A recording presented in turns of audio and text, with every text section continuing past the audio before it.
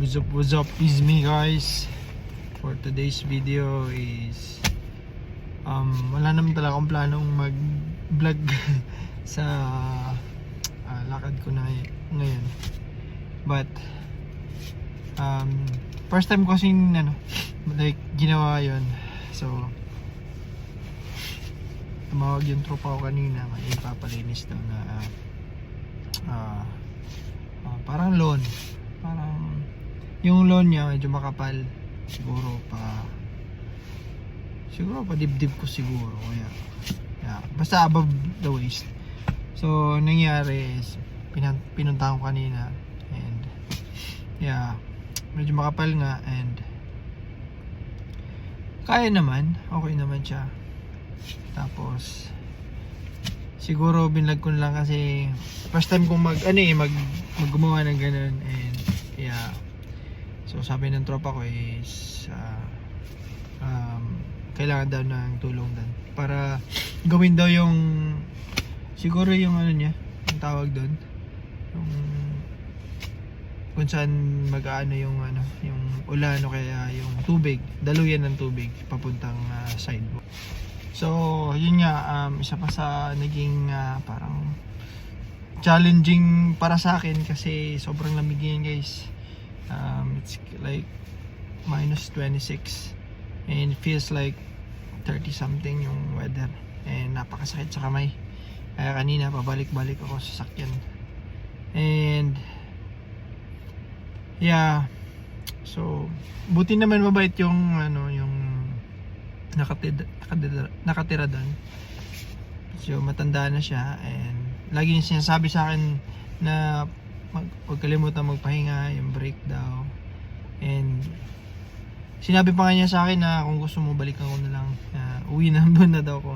Kaso dala ko na yung trailer kaya sayang din yung pagpunta ko doon, kaya tinira ko na. And pero di ko siya natapos kasi sabi niya may pa, gusto niyang palawakan pa ba yung sa likod, yung banda.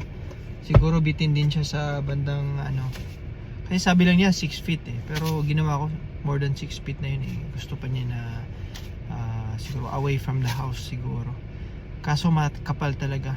Kumbaga kung gagawa ka ng kuweba doon pwede, diba? So panoorin nyo lang to and it's very short clip lang ginawa ko kasi sobrang lamig and kawawa yung phone. So just watch this.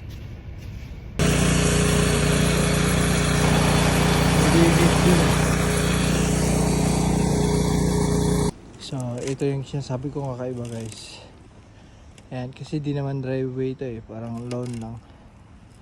So ginawa ng daanan para dito, daanan ng tubig daw papunta doon. So kakaiba siya ngayon. Break time ka rin. Kayo ako kumuman na palikod. Let's go. So bali ito po, so nandito sa gilid ng bahay, connecta yan dun sa ginawa ko kanina. Ayan, this one sa likod ng bahay. So hindi kaya ngayon, gusto kasi ni ma'am sama to lahat so pag di na masyadong malamig babalikan ko. So ayan guys, tapos na natin gawin and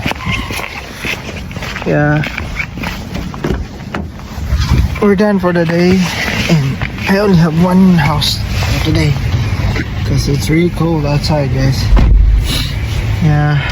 So thank you God for this day, thank you for this strength Lord God, and